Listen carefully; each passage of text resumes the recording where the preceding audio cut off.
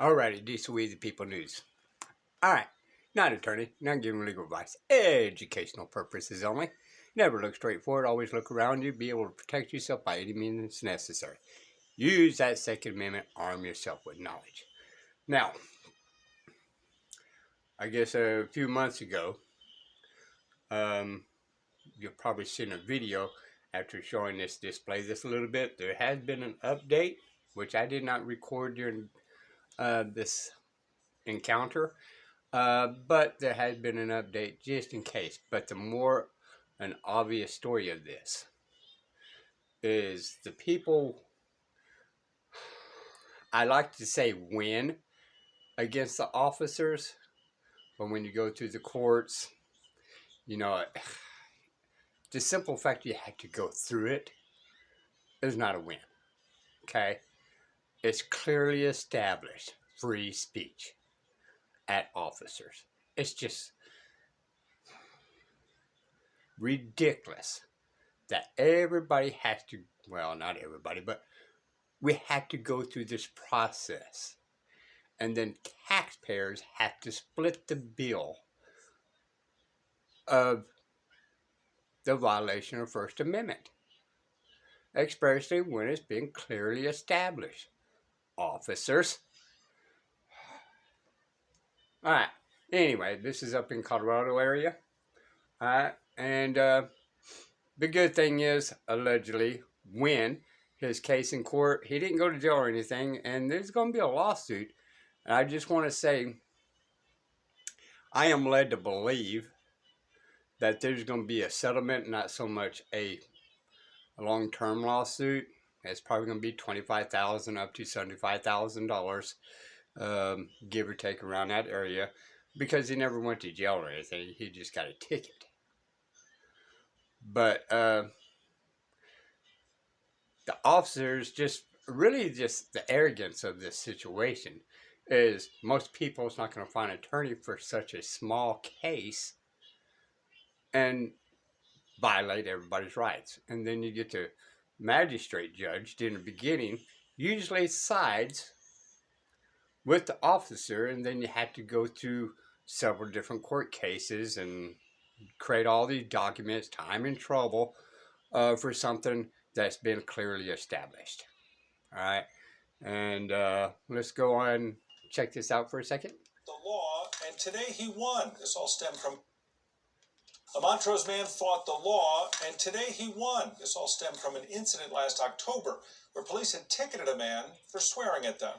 This morning, a judge dismissed the case after concluding what the man said was constitutionally protected freedom of speech. Kevin Bond from 9 News Investigates brought us this story last.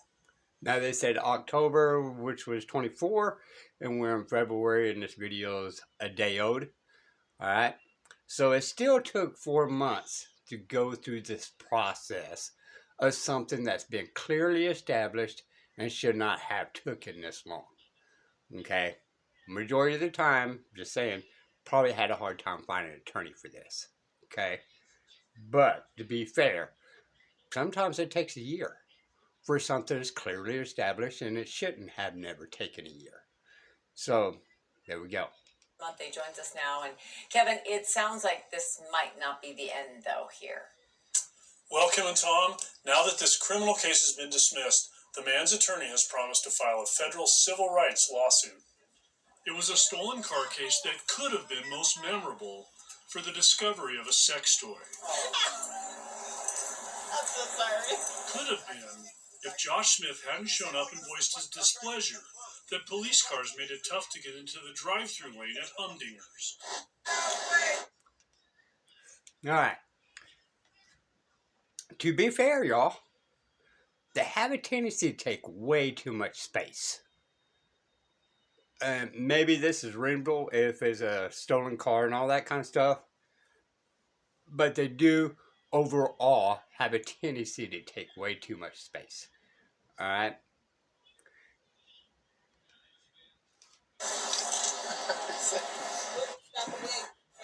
When I said what I said, and then I thought it was over with. And it wasn't. But yeah, when you're going to get a citation, understood? And after round 2, He said nobody could get to the drive-thru for a half an hour.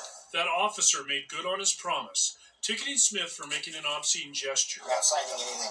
That was later amended to interfering with police. Wednesday morning, the judge called Smith's behavior immature, offensive, and unnecessary, but also said it was free speech protected by the First Amendment. And of course, the judge would have to go through there and say these things to benefit the officers, right? Oh, you're so mature, this, and this. Well, Your Honor, allegedly, he sat and waited for 30 minutes to get his lunch, maybe, on a lunch break, maybe, all right? And then if I want a particular type of food, you know, so can this be reasonable space taking? I don't know, right? But we also, just like I said earlier, they do have a tendency to block everybody just over even a traffic ticket, right? You know, then all of a sudden you challenge the officers, then 4 or 5 other officers show up and don't need to be there. Just saying. Takes up more space, slows everybody else down. So, in the eyes of we the people of officers taking too much space, people should be sick and tired of that crap. Bottom line, the interference charge was unconstitutional as applied in this case based on these facts. I pretty much knew that we would win. I just didn't. I thought it would be like I thought it was going to actually have to go to trial. That trial had been set for next week in Montrose Municipal Court.